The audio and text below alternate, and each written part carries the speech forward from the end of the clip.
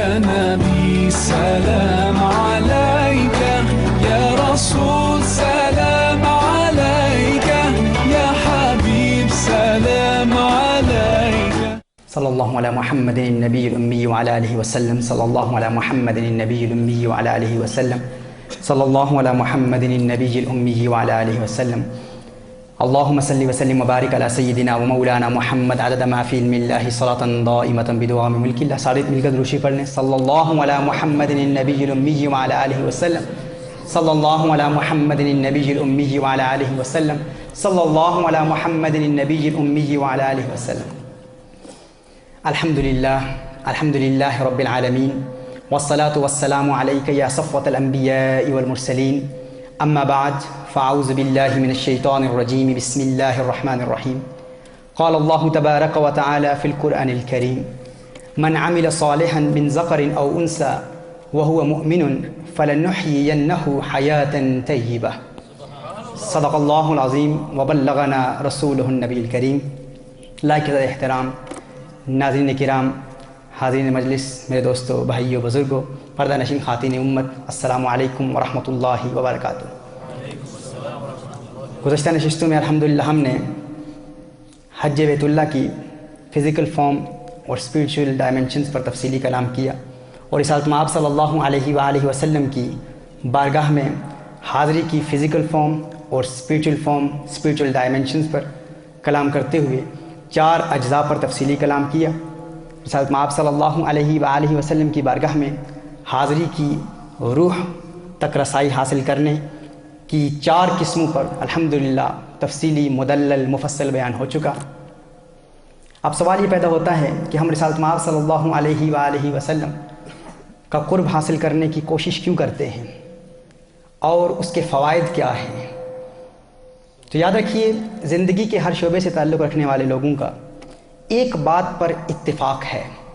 ہر شخص، ہر شعبے سے تعلق رکھنے والا شخص ایک بات پر متفق ہے. تمام لوگوں کا ایک بات پر اتفاق ہے، ہر شخص خوشی چاہتا ہے، ہر شخص سکون چاہتا ہے، اطمینان قلب چاہتا ہے، قلبی تسلی و تشفی چاہتا ہے، inner bliss, tranquility, peace of mind, peace of heart, true serenity. ہر شخص اسی کا متلاشی ہے، اسی کا متمنی ہے. اب جس سے بھی سوال کریں گے، آپ کام کرتے ہیں، محنت کرتے ہیں، جد و جہد کرتے ہیں، ہر حوالے سے کوشش کرتے ہیں، کیوں کرتے ہیں؟ تو ہر شخص کا یہی جواب ہوگا کہ میں خوشی چاہتا ہوں. ہر شخص خوش رہنا چاہتا ہے، خوشگوار اور خوشحال زندگی گزارنا چاہتا ہے. دیکھیے، ایک تاجر پورا دن محنت کرتا ہے اپنی تجارت کو، اپنی بزنس کو، اپنے کاروبار کو پھیلانے کے لیے اور زیادہ سے زیادہ نفع کمانے کے لیے اپنی تمام تر توانائیاں اور صلاحیتیں صرف کرتا ہے. تو اس سے پوچھے تو کیا چاہتا ہے؟ ڈیپ ڈاؤن اپنے دل سے بتا کہ تیری خواہش کیا ہے، تیری تمنا کیا ہے، تیری آرزو کیا ہے، تیرا ہدف کیا ہے، تیرا موٹیو اور منتہا نظر کیا ہے. حقیقتاً تو کس چیز کا متلاشی ہے؟ وہ بھی کہے گا خوشی چاہتا ہوں. ایک مزدور جو پورا دن صبح سے شام تک پسینے میں شرابور ہو کر محنت و مزدوری کرتا ہے، اس سے بھی پوچھا جائے تو کیا چاہتا ہے؟ وہ بھی خوشی چاہتا ہے، وہ بھی ایک خوشحال زندگی گزارنا چاہتا ہے. ہر چند کے مختلف لوگ مختلف چیزوں میں خوشیاں تلاش کرتے ہیں. ہر شخص کی اپنی فکر ہے، اپنا نظریہ ہے. اگر کوئی شخص بیمار ہے تو اسے بیماری کی وجہ سے ہمیشہ پریشانی لاحق رہتی ہے، پریشان رہتا ہے بیماری کی وجہ سے.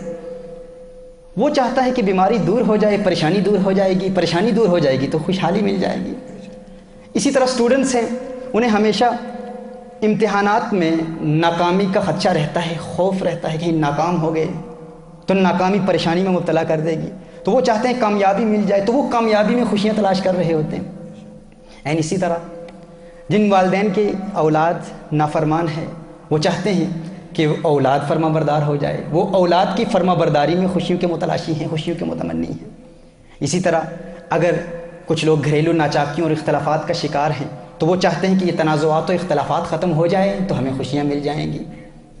اسی طرح کسی کا محبوب اس سے جدا ہو گیا ہے، کوئی پیارا جدا ہو گیا ہے تو وہ اس جدائی کو اپنی خوشیوں کا قاتل سمجھتا ہے. وہ چاہتا ہے کہ جدائی ختم ہو جائے، محبوب مل جائے، پریشانی ختم ہو جائے گی، سکون مل جائے گا، خوشیاں مل جائیں گی. کسی کے دشمن ہیں، دشمن کا خوف لاحق ہے، وہ دشمن پر برتری حاصل کرنا چاہتا ہے کہ کسی طرح دشمن پر برتری حاصل ہو جائے گی تو خوشی مل جائے گی. یعنی ہر شخص خوشی تلاش کرتا ہے. البتہ خوشی جس میں تلاش کی جا رہی ہے وہ وسائل اور اسباب اور ذرائع مختلف ہو سکتے ہیں، لیکن الٹیمیٹ گول، منتہا و نظر، ہدف سب کا ایک ہی ہے کہ خوشی مل جائے۔ یعنی انسان خوشی کا متلاشی ہے، خوشی چاہتا ہے۔ اب یہ خوشی چاہتا کون ہے؟ انسان چاہتا ہے نا خوشی۔ تو سوال یہ پیدا ہوتا ہے انسان ہے کیا؟ انسان کی تعریف کیا ہے؟ تو یاد رکھیے انسان دو چیزوں کا مجموعہ ہے، ایک انسان کا جسم ہے اور ایک انسان کی روح ہے۔ اور حقیقی خوشی انسان کو اس وقت ملتی ہے جب انسان اپنے جسم کے تقاضے بھی پورے کر رہا ہوتا ہے اور روح کے تقاضے بھی پورے کر رہا ہوتا ہے۔ اگر آپ چاہتے ہیں نا کہ خوشی مل جائے، خوشی کہاں ملے گی، کیسے ملے گی، تو یہ جاننا ہمارے لیے ضروری ہے کہ خوشی حاصل کون کرے گا؟ خوشی انسان حاصل کرے گا نا۔ تو یہ جاننا بھی ضروری ہے انسان کیا ہے۔ انسان دو چیزوں کا مجموعہ ہے، ایک انسان کا جسم ہے اور ایک انسان کی روح ہے۔ ایک جسم ہے اور ایک انسان کی روح ہے۔ ہمیں جسم کو بھی خوش کرنا ہے اور روح کو بھی خوش کرنا ہے۔ اگر جسم کے تقاضے پورے کریں گے تو جسم خوش ہو جائے گا، روح کے تقاضے پورے کریں گے تو روح کو خوشی ملے گی۔ اب سوال یہ پیدا ہوتا ہے کہ جسم کے تقاضے کیا ہیں، روح کے تقاضے کیا ہیں؟ اللہ عز و جل جسم کے متعلق قرآن کریم میں ارشاد فرماتا ہے نا کہ اللہ عز و جل نے اس جسم کو اس مٹی سے پیدا فرمایا۔ یہ جسم کیسے بنا؟ اللہ فرماتا ہے وَمِنْ آیَاتِهِ أَنْ خَلَقَكُم مِّن تُرَابٍ۔ اللہ عز و جل کی نشانیوں میں سے ایک نشانی یہ ہے کہ اللہ عز و جل نے انسان کو اس مٹی سے پیدا کیا، اس دنیا سے پیدا کیا، اور جو جہاں سے پیدا ہوا، جو جس چیز سے بنا، وہ اسی کی طرف لوٹ کر جانے والا ہے۔ انسان اس دنیا کی مٹی سے معرض وجود میں آیا تو وہ انسان اسی دنیا کی مٹی میں ہی لوٹ کر جائے گا۔ قرآن میں خالق کائنات فرماتا ہے منہا خلقناکم وفیہا نعیدکم، کہ ہم نے اسی سے تمہیں پیدا کیا اور اسی کی جانب تمہیں لوٹائیں گے۔ یعنی جو جہاں سے آیا ہے وہیں لوٹ کر جائے گا۔ اسی طرح اللہ عز و جل نے روح کو بھی پیدا کیا۔ اب سوال یہ پیدا ہوتا ہے یہ روح کہاں سے آئی ہے؟ اللہ فرماتا ہے وَنَفَخْتُ فِيهِ مِن رُوحِي، اور جب ہم اپنی جانب سے ایک خاص معزز روح پھونک دیں، یعنی روح کہاں سے آئی ہے؟ اللہ فرماتا ہے یہ اللہ کی جانب سے ہے، روح اللہ کی جانب سے آئی ہے، اور جو اللہ کی جانب سے آئی ہے وہ اللہ کی طرف لوٹ کر جائے گی۔ اِنَّا لِلَّهِ وَإِنَّا إِلَيْهِ راجعون، قرآن کریم میں ہے نا الَّذِينَ إِذَا أَصَابَتْهُمْ مُصِيبَةٌ قَالُوا إِنَّا لِلَّهِ وَإِنَّا إِلَيْهِ راجعون، وہ کیا کہتے ہیں کہ ہم اللہ کے لیے ہیں اور اللہ کی جانب ہی لوٹ کر جانے والے ہیں۔ یعنی جو جہاں سے آیا ہے وہیں لوٹ کر جائے گا۔ جسم دنیا سے آیا ہے تو جسم اسی دنیا کی مٹی میں لوٹ کر جائے گا، روح اللہ کی جانب سے آئی ہے اور اللہ کی جانب لوٹ کر جائے گی۔ اب دیکھیے جو جہاں سے آیا ہے وہیں لوٹ کر جائے گا اور اس کی غذا بھی وہیں سے آتی ہے۔ جو جہاں سے آیا ہے وہیں لوٹ کر جائے گا اور جہاں سے آیا ہے اس کی غذا بھی وہیں سے آتی ہے۔ اللہ عز و جل نے انسان کے جسم میں کچھ تقاضے رکھے ہیں، انسان کے جسم کی چند ریکوائرمنٹس ہیں۔ انسان چند چیزیں چاہتا ہے، مثال کے طور پر ہمیں پیاس لگتی ہے، ہم پانی چاہتے ہیں۔ اللہ عز و جل نے انسان کے جسم میں پیاس رکھی ہے۔ اب پیاس کا تقاضا اللہ عز و جل نے انسان کے جسم میں رکھا ہے۔ جب تک انسان کی پیاس بجھتی نہیں ہے انسان خوش نہیں ہو پاتا، پریشان رہتا ہے۔ انسان کو بھوک لگتی ہے تو پریشان ہوتا ہے، جب انسان کھانا کھا لیتا ہے تو پریشانی دور ہو جاتی ہے۔ ایسا ہے نا کہ جب تک انسان کھانا نہیں کھاتا انسان پریشان رہتا ہے، کھانا کھا لیتا ہے پریشانی دور ہو جاتی ہے۔ ہر چند کہ وہ پریشانی عارضی طور پر دور ہوتی ہے لیکن کھانا انسان کے جسم کے تقاضوں کو پورا کر رہا ہے۔ تو اللہ عز و جل نے انسان کے جسم میں بھی کچھ تقاضے رکھے ہیں اور اللہ عز و جل نے انسان کی روح میں بھی کچھ تقاضے رکھے ہیں۔ جسم کا تقاضا کیا ہے؟ جسم کو بھوک لگتی ہے، جسم کو پیاس لگتی ہے، کھانا بھوک مٹاتا ہے، پانی پیاس بجھاتا ہے۔ یعنی انسان کے اندر اللہ عز و جل نے انسان کے جسم میں کچھ چیزیں رکھی ہیں، انسان کے جسم کے کچھ تقاضے ہیں۔ جب وہ تقاضے پورے ہوتے ہیں تو عارضی طور پر انسان کو خوشی محسوس ہوتی ہے۔ جس طرح انسان کے جسم میں اللہ عز و جل نے چند تقاضے رکھے ہیں، این اسی طرح اللہ عز و جل نے انسان کی روح میں بھی چند چیزیں رکھی ہیں۔ جس طرح انسان کے جسم کو پیاس لگتی ہے، بھوک لگتی ہے، این اسی طرح انسان کی روح کو بھی پیاس لگتی ہے، بھوک لگتی ہے۔ روح بھی پیاسی ہوتی ہے، روح کو بھی بھوک لگتی ہے۔ جس طرح انسان کے جسم میں کچھ تقاضے ہیں اسی طرح انسان کی روح میں بھی کچھ تقاضے ہیں۔ لیکن ہمارا المیہ یہ ہے، ہمارا مسئلہ یہ ہے کہ ہم جب بھی پریشان ہو جاتے ہیں تو پریشانی کو دور کرنے کے لیے ہم جسم کے تقاضے پورے کرنے کی حتی الاستطاعت کوشش کرتے ہیں لیکن روح کا تقاضا پورا کرنے کی ہم کوشش ہی نہیں کرتے۔ ہمیں علم ہی نہیں ہے کہ ہماری روح چاہتی کیا ہے، ہمیں اس بات کا علم ہی نہیں ہے کہ ہماری روح کا تقاضا کیا ہے، ہماری روح کی خواہش کیا ہے، ہماری روح کی تمنا کیا ہے، ہماری روح کی آرزو کیا ہے، روح کیا چاہتی ہے، روح کی خواہش کیسے پوری ہوتی ہے، روح کی پیاس کیسے بجھتی ہے، ہمیں اس بات کا علم ہی نہیں ہوتا۔ اور خوشی الٹیمیٹ بلیس، حقیقی سکون، سکینہ قلب، طمانینت قلب، انر ٹرانکویلٹی، یہ انسان کو اسی صورت میں حاصل ہوتی ہے جب انسان جسم کے تقاضے بھی پورا کرے اور انسان روح کی خواہشات بھی پوری کر رہا ہو۔ اب دیکھیے، غور کیجئے، اس بات کو ذرا سمجھنے کی کوشش کیجئے۔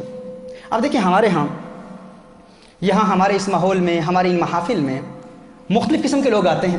کچھ ایسے غریب ہیں، نادار ہیں، وہ ذریعہ معاش کی تلاش میں آتے ہیں، ان محافل میں آئیں گے، اللہ کو یاد کریں گے، اللہ کے محبوب کریم صلی اللہ علیہ وسلم کو یاد کریں گے، ورد القادریہ الکبیر کی محفل میں ہم شرکت فرمائیں گے، اور ان نوجوانوں اور ان توبہ کرنے والوں کی محفل میں آئیں گے۔ یہی نوجوان جو ماضی میں پبوں اور کلبوں کی زینت بنے تھے، آج مساجد کی زینت بنے ہوئے ہیں، آج ان کی زندگی میں ایک انقلاب آیا ہے، ایک تبدیلی آئی ہے۔ شاید ان کی صحبت کی وجہ سے، ان کی مجلس کی وجہ سے، ان کی رفاقت کی وجہ سے، ان اللہ کے پیاروں کی محفل کی وجہ سے ہماری مشکلات دور ہو جائیں، ہماری پریشانیاں دور ہو جائیں۔ کچھ غریب ہیں جو غربت کی دوری کی وجہ سے، غربت سے نجات حاصل کرنے کے لیے یہاں آتے ہیں۔ کچھ بیمار ہیں، وہ بیماریوں سے شفا حاصل کرنے کے لیے آتے ہیں۔ یہ ایک طبقہ ہے، ان سے پوچھا جائے کیوں آتے ہیں تو وہ کہتے ہیں ہم چاہتے ہیں پریشانی دور ہو جائے، اس لیے ان محافل میں آتے ہیں۔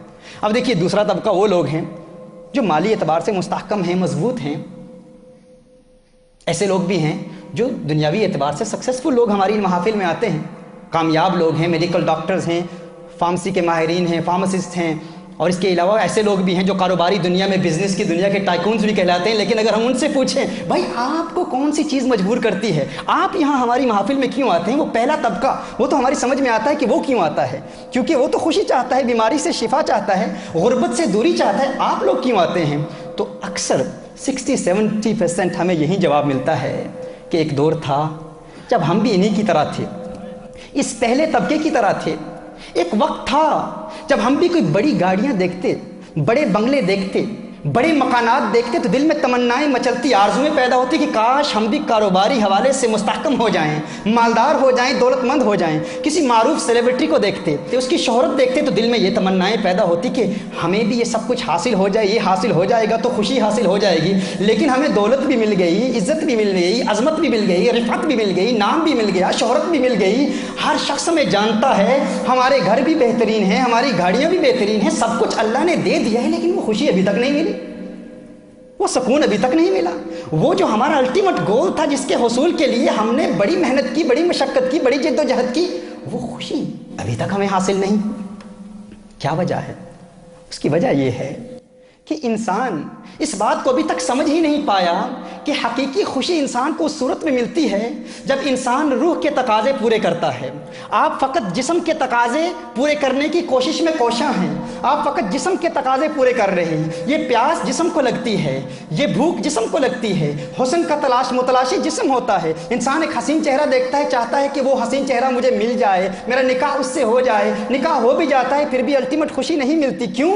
کیونکہ یہ جسم کا تقاضا ہے۔ جسم کا تقاضا اگر عارضی طور پر مکمل ہو بھی جائے، اگر تقاضا پورا ہو بھی جائے، خواہش پوری ہو بھی جائے، لیکن سکون دائمی نہیں ملے گا، عارضی سکون ملے گا، کیونکہ آپ غلط دروازے پر دستک دے رہے ہیں۔ آپ جسم کے تقاضے پورے کر رہے ہیں، آپ کی روح کو تو ان چیزوں کا علم ہی نہیں ہے۔ روح کیا جانے عورت کیا ہوتی ہے، روح کیا جانے کھانا کیا ہوتا ہے، روح کیا جانے روٹی کیا ہوتی ہے، روح کیا جانے پانی کیا ہوتا ہے، روح کیا جانے نام کیا ہوتا ہے، شہرت کیا ہوتی ہے، مال کیا ہوتا ہے، دولت کیا ہوتی ہے۔ روح کو ان کی خبر ہی نہیں، کیونکہ روح اللہ کی جانب سے آئی ہے، روح اس دنیا سے ہے نہیں۔ جو جہاں سے آیا ہے وہیں لوٹ کر جائے گا، اور اس کی خوراک بھی اسی سے تعلق رکھتی ہے۔ جسم دنیا سے آیا ہے، دنیا کی جانب لوٹ کر جائے گا، جسم کی خوراک بھی دنیا سے آتی ہے۔ روح اللہ کی طرف سے آئی ہے، اللہ کی طرف لوٹ کر جائے گی، اور روح کی خوراک بھی اللہ کی طرف سے آتی ہے۔ اور وہ خوراک کیا ہے، وہ غذا کیا ہے، وہ تمنا کیسے پوری ہوتی ہے، روح کی پیاس کیسے بجھتی ہے؟ فرمایا وما ارسلناک الا رحمۃ للعالمین، محبوب ہم نے نہیں بھیجا آپ کو مگر تمام جہانوں کے لیے رحمت بنا کر۔ یہی وہ رحمت للعالمین ہیں، ان سے پیار ہو جائے روح کو سکون مل جاتا ہے۔ یعنی حضور اکرم صلی اللہ علیہ وآلہ وسلم کا پیار انسان کو دائمی خوشی دیتا ہے، یہی روح کی غذا ہے۔ اگر آپ چاہتے ہیں کہ روح کو سکون مل جائے تو حضور اکرم صلی اللہ علیہ وسلم سے پیار کر لیں، ورنہ یہ روح بے چین رہے گی۔ کتنے لوگ ہیں مسلمان ہیں، کلمہ گو مسلمان ہیں، لیکن اسی بے چینی کی کیفیت میں سب کچھ مل جاتا ہے، دولت مل جاتی ہے، مال مل جاتا ہے سب، لیکن اندر ایک ویکیوم رہتا ہے، اندر ایک خلا رہتا ہے، اندر ایک انسان محسوس کرتا ہے کہ کچھ مس ہو رہا ہے، اور اسی حالت میں لوگ اس دنیا سے چلے جاتے ہیں۔ اور اس حالت میں آپ صلی اللہ علیہ وسلم کا حقیقی پیار، حقیقی محبت جو انسان کو دائمی خوشی دیتی ہے اور دائمی سکون جس سے حاصل ہوتا ہے، لوگ اس سے محروم رہتے ہیں، کیونکہ لوگوں کو اس بات کا علم ہی نہیں ہوتا کہ حقیقی خوشی اور روح کی غذا، روح کی تمنا پوری کیسے ہوتی ہے۔ وہ حضور اکرم صلی اللہ علیہ وسلم کے پیار سے ہوتی ہے، حضور کی محبت سے ہوتی ہے۔ يا نبي سلام عليك، يا رسول